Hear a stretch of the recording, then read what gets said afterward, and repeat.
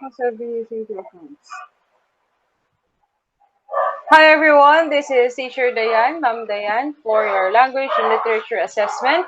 And today we will be discussing one of our topics na hindi natin na-discuss in the previous times. So this is our day today. I'm sorry if I will be uploading this head medyo malilate or mapaaga or something. So I'm sorry. But we shall be using this method now. And I'll be presenting my screen.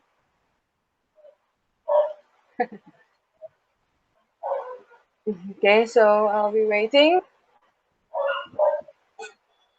Okay, so let's have my screen and we shall discuss the unit 4 of your module, which is the language testing approaches and techniques. This is our fourth unit now, so don't worry, it will be easier little by little. So previously, we have discussed some activities like kinds of language tests, also what are the different portfolios and the different assessment methods. Now, we'll be focusing on, ayan, part siya, naging quiz niyo yan. We'll be focusing on language testing. So what are the different approaches? As for introduction, any individual has his own way of doing things. Some people take a systematic approach, some people take randomly, and some people invent their own way. Approaches are theories about language learning or even a philosophy of how people learn in general. They can be psychological focused, such as behaviorism or cognitivism. There are older philosophies such there are pala dapat said. There are older philosophies such as idealism or realism. Every individual believes in different approaches, and of course, as an individual, we should respect each and everyone's beliefs. In this lesson, we will discuss different language testing approaches, and I hope na hanggang sa dulo you're still with me. So the objectives of this course is to identify the different and differentiate the different approaches to language testing and test techniques and realize the usefulness of the lesson in testing students. So I'll be using this pre-test na lang and I will upload the format, pre-test format sa Google Form format na lang. So let us now begin with the approaches to language testing. So the first approach that we'll be discussing is the essay translation approach. An essay translation approach has this characteristic. One, it is pre-scientific stage of language testing. Kasi no particular skills is needed. Pre-scientific kasi hindi siya scientific in a way, hindi siya masyadong systematic. And you will see why. Kasi it is essay writing, it's translation, and grammatical analysis. These tests have heavy literary and cultural bias. Public examinations resting from the tests using this approach sometimes have an oral competence at the upper, intermediate, and advanced levels. When we're using the essay translation approach, hindi siya scientific, pre-scientific siya kasi yes, it is essay, pero syempre, it's still not the same as, hindi siya kasi madaling i-check, number one. And pero madali siyang ibigay sa estudyante. And of course, since it is an essay, it is an opinion, and most of it is opinion, karamihan ng essay ay opinion, not na lang kung about the research and source. Pero it's still biased, culturally biased pa din siya. So it's not pure it. And it has its own strengths and weaknesses. One, this approach is uncomplicated because teachers will simply use their subjective judgment. When a teacher reads this essay, the different essays given, they'll just, okay, this is good. That is the reason why you need rubrics when you have this essay translation approach. Kasi if you don't have the rubrics, then the students do not know how you grade them. Maraming teachers ang, 8 na to, 7 to. Pero why? What is their reason? So yun, especially, subjective nga kasi ang essay. It may be used for testing any level of examinees. It is good kasi you can test even PhD sa UP. The way they test their PhD, sa UP, pwedeng ganon. So, it just depends upon yung level ng sasagot, palalim ng palalim. So, of course, it is expected that if you are more into academe, mas malalim yung isasagot mo and mas hindi siya paligoy-ligoy. Of course, you could also test elementary students, such as grade 4 students, about the topic that they like. And next, the model testers can easily be modified based on the essentials of the test. So, of course, it's based on rubrics dapat. Weakness. The tests have a literary and cultural bias, and the subjective judgment of teachers tends to be biased. This is an example of this one. What if, for example, the test is about LGBTQ? So what if it's either what if the student is pro or what if the teacher is pro? Tapos yung isa naman is anti-anti. So if dun lang sa part lang na yon, of course, if you are a pro, you have a lot of things to say, and if you have anti, you have a lot of negative things to say about the certain topic. So dun pa lang magkakaroon na ng problem. Dun pa lang sa certain topic na yon, and how much more sa culture. Each places have their own culture, and it's hard to test essays. That's why when you give essay, it should be researchable. Hindi siya pwede ng opinion hanggat maaari, especially during contests. For example, although this is not part of this is not part of essay, but this is somehow it's extemporaneous speech siya. I have a contestant who is non-believer, and he was actually asked by Faith. Faith ang tinanong. And then he said that he doesn't believe in anything. What's the problem with that? Actually, there should not be a problem because some of the people who heard it, I was actually shocked. Kasi estudyante ko yun, ang dami kong kino-coach. So I asked other teachers to watch him with his mother. Kasi nandun naman yung nanay eh. So, during that time, paglabas ng hall, one, yung teacher na i-agree sa sinasabi ng estudyante. Both of them, and then the student itself said, "Ma'am, I know I will win. I'm sure of it." Ang ganda, tuwan-tuwa yung teacher na coach. Sabi ko, wow, ayan, ayos, meron na naman akong medal. Sabi ko. Then, on the contrary, one of my students, ganun yung sinagot niya. Sabi ko, why? What happened? He said a lot of anti, because he is not a believer. He doesn't believe in Christ and sort and sort. It's fine if the problem is the readers, the judges are actually Catholic, because most of the private schools in Malolos are actually Catholic or Christian school. So that is a no-no for them. They do not want those kind of things. So it is a problem. That's why when you write an essay, especially for contest pieces, it should be unbiased. Or the topics must not be about religion. Dapat hindi. Never dapat ang religion kasi we all have different faith. Okay? Siguro they think na since it's a Catholic school, most of it could be about faith. So, yun siguro yung nangyari. Next, the structuralist approach. Its characteristics and types of tests of structuralists. Why? So, isa pa lang, structure. Language learning is a systematic acquisition of a set of habits. It involves structural linguistics, which stresses the importance of constructive analysis and learners' mastery of the target language's separate elements. Testing the macro skills is separate from another as much as possible. So, ano yung mga strengths ng structural approach so that you could understand more? One, in testing students' capacity, this approach may objectively and unquestionably be used as testers. So this means that this one is objective test. Ano ba yung mga objective test na tinatawag in languages? Yan yung mga multiple choice, true or false, matching type, and identification. This means that there is only one answer. You will not ask about the opinion, and madali din siyang checkan. Okay? Many forms of tests can be covered in the test in a short period of time. Yes, because maybe for 1 hour, pwedeng marami ka ng test out of 100. Madali lang din siyang checkan. Using this approach in testing will help students find their strengths and weaknesses in every skill they study.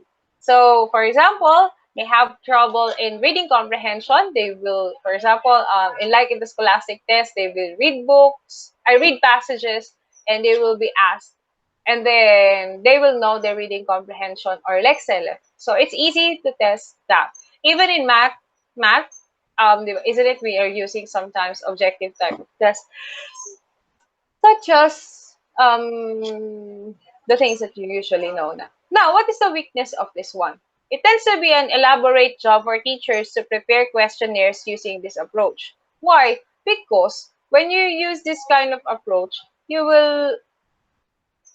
need a lot. In multiple choice, it's easy to prepare. It's easy to check, but it's hard to prepare. Why? Because you need to choose the right question, and then you need to choose a lot of options, but it's easier to check. That's the real deal of that. It will be easier for you to know the results. This approach considers measuring non-integrated skills more than integrated skills. So since many people think that multiple choice and some objective tests is more on memorizations and sorts, of course they think that this is a weakness because um you cannot push the student to more integrative part, hindi siya mahihirapan yung estudyante, hindi mo makikita yung full potential ng estudyante. That's why I think it should be the combination na lang. Sometimes you use essay, sometimes you use this, sometimes you use integrative approach. And now let's have the integrative approach. The characteristics of integrative approach is it involves the testing of language in context. It is concerned with the communicative effect of a dialogue. These tests are concerned with the global view of proficiency. An example of this test is cloze test, dictation, oral interview, translation, and essay writing. So as you can see, we have a lot of things. Huh? Nalika. Nagre-record ako for my SOL class. Ay, AOL pala. Okay. So, cloze test is actually madali siya. Why? Because you will just supply the words. And dictation is also good for oral skills then. It's good. Oral interview is also good. You could also use that people use that as an assessment of how the interviewee, of course, and essay writing and translation. What is the strengths? The approach to meaning and total communicative effect of this course will be very useful for students in teaching. This approach can view students proficiently with a global view. Why? Usually kasi, kapag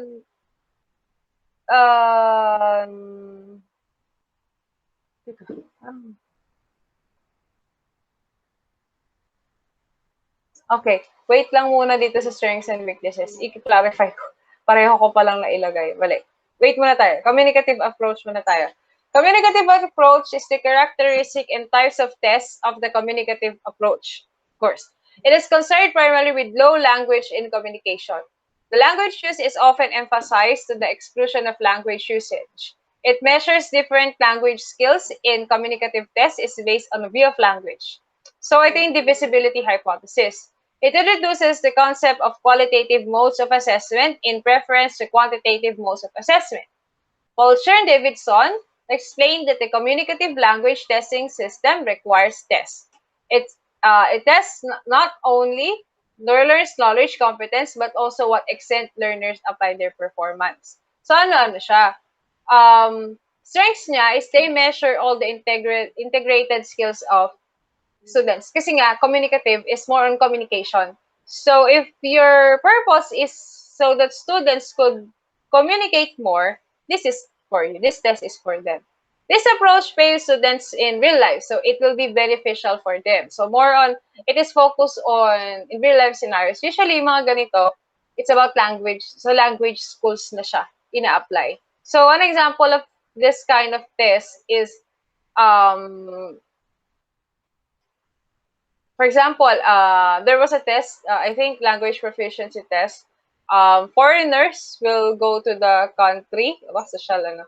And they will, for example, you will go to China, you're learning Chinese, and you will go there and you will try to go back to the place that you are. For example, in a hotel, parang ganun. Para you need to communicate. And most of the things that they use are real life experiences. It can measure all the language skills and can help students in getting the score.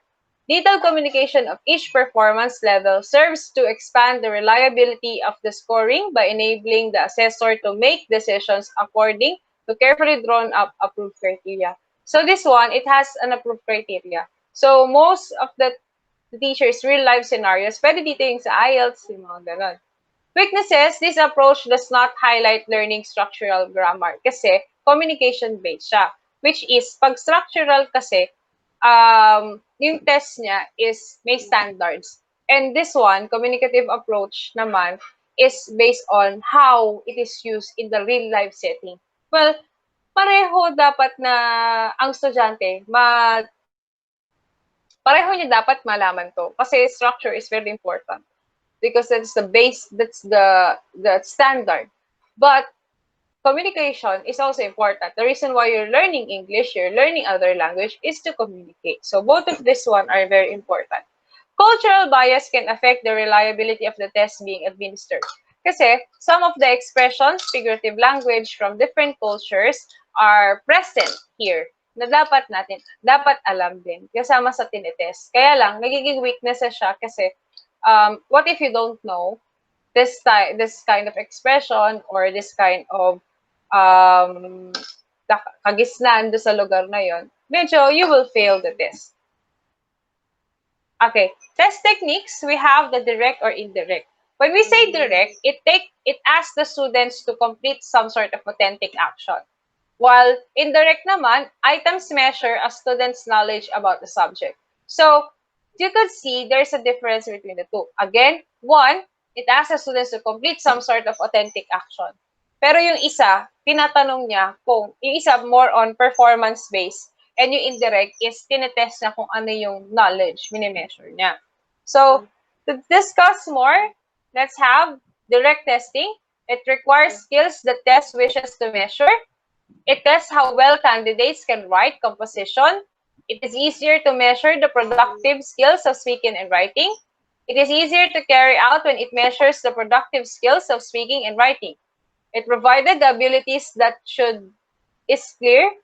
It is straightforward to create the conditions which will elicit the behavior on judgment. And direct test items used as authentic assessment and approaches. So ano yung mga sample test niya? Pag speaking, we have direct ang tawag kapag interviews, presentations, ayun. Writing naman, if essay questions siya.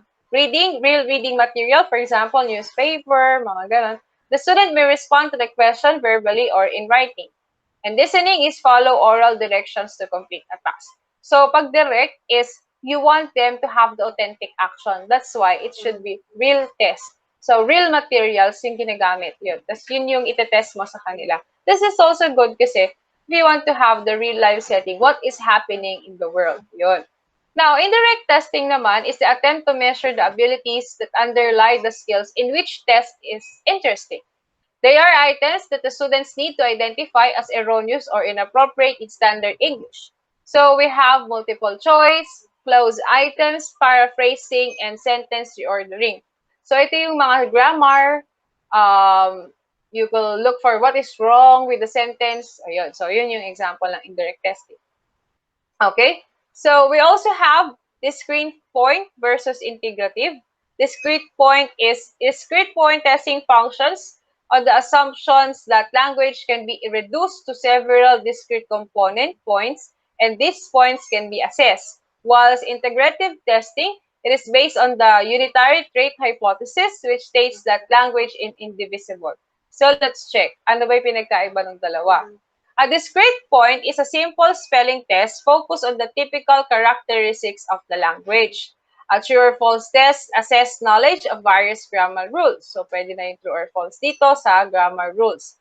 In the real world, students will never have to deal with language in such an isolated way.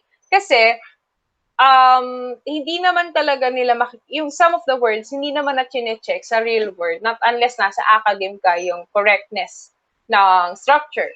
Kasi nga, those is for the academe. Pero in real world, as long as it can be understood, okay na. That is the reason why, pag pupunta ka sa ibang bansa and barok-barok yung English mo, pero hindi ka nila pinagtatawanan, like that, diba? But wala nang ganun kasi the important thing is to be understood. It led to the development of integrative language testing methods. It is testing one element at a time, item by item. Example lang, discrete point test ay multiple choice, true or false, fill in the blanks in spelling. As you can see, 1, 2, 3, 4, these 4 things have only one answer. Whilst integrated testing naman is a candidate combines many language elements in the complete of a test. It is an integrative item that will test more than one point or objective at a time. It is complete contrast to discrete point methods, which supports dividing language into specific components. Two common integrative language assessment include closed test and dictation.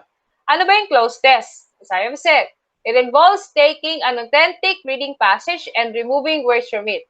Which words draw depends on the test creator. Yun, medyo mahirap tong closed test na to sagutan kasi you need to know especially if, for example, you don't have an option, hindi ka makakapag-context clues. Ayun, importante, magpa-context clues ka. But if you don't have the option, you really need to have a very wide range of ability in a way na, syempre, kailangan marami kang alam na words na pwede mong i-fit doon or kabisado mo yung mismong passage. Next is dictation. Is merely writing down what you heard. It also requires the use of several language skills simultaneously in a realistic context. Next is norm reference. Malapit na tayo matapos. Is norm reference versus criterion testing. What is norm reference? Student scores are interpreted comparative to each other in a standard distribution scheme or yung bell curve. Criterion reference testing naman, it measures students' ability against predetermined standard. So again, pag norm reference is student scores, kino-compare mo sila. Pag criterion reference is meron kayong standard na inaabot. Merong sinet na ito yung dapat abutin ng students. So, norm reference, it measures students' performance compared implementing the same assessment to students of the same age. The basis of scoring is a bell curve. It means only half of those tested can score above 50th percentile. So, ano ba yung mga real-world examples? We have pediatric growth charts. This chart compares child's height, weight, and body mass index to same age and same gender children. We also have the SAT. Classic example of a norm reference test is the SAT. It's designed to determine why one high school student's abilities as compared to the skills of other high school students. Oh, yun. So, another is the criterion reference testing. So, gamit siya ng teachers in language courses to measure achievement and diagnose the strengths and weaknesses. Ano yung mga example niya in real world? We have driving tests. They determine if a driver has mastered the skill required to drive the road safety. So, bakit kailangan yun? Kasi, compared kanina, as you can see the real-life examples, ito, yung pediatric growth charts from norm reference, tine-check niya dapat yung, for example, itong batang to, overweight siya compared sa normal niyang mga kaedad. Yun. While SATs naman, itong bata, you scored lower than the rest, di ba? Usually, nadidinig natin yan sa yung sa Genius, di ba? Genius, okay. While criterion reference is there's a criterion. Yung driving test naman is kailangan with their criterion, alam niya ba yung paano magpaandar? Does it know the hazard? Does it know the different lights? Ayun, mag-atras, parallel parking. So they have one criterion. And next is end of unit exams in school. These exams tell whether students have learned the material presented in a specific unit.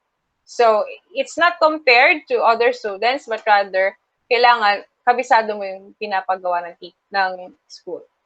Test techniques, we also have the objective versus subjective testing. Objective is the group to be tested is large and the test may be reused. Pero yung subjective test is assessing by giving opinion. So let's have another example. Um, I have done a test and therefore have objective proof of my project skills. Well, it demonstrates you know the theory. We need to assess your skills and experience in the real working environment. But objective view of my skill is better than subjective, right? Exactly. Which is why we need to go beyond knowledge. So let us discuss our experience across the projects we have managed recently. So the difference between the two is an objective test is reliable kasi pwede mo siyang ulitin because there's only one answer. Because it's factual usually. Yung nilalagay natin dyan. Like dates, yung mga persons, parts of the history, yon. But when it comes to subjective tests, it is the test that we have a strong opinion to. So, impartially evaluation, fairness, free from possible test score influence are essential. Highly reliable score must be efficient as possible, and there's only one right answer. That is why it is, for example, yung midterms nyo will be through Google Forms. So, ibig sabihin nun, pag mali ka, mali ka na. Okay? But if I will use essay, maybe I will change that kasi what if now it's not true because it's more on your opinion. Kahit kayo minsan, baka pag nagsulat kayo na about your opinion now, maybe may not be true tomorrow. Subjective test is like an objective test, but it has a right or wrong answers and so can be marked objectively. Subjective tests are more challenging and expensive to prepare, administer, and evaluate correctly, but they can be more valid. So, nagiging some tests, some subjective tests are medyo mas maayos in a way na although it's a strong opinion, pero syempre may criterion pa rin. So, if you have any questions, please feel free to ask me during our next meeting. And kung may clarifications kayo, lalo na medyo mabilis, please don't hesitate to ask. Bye-bye!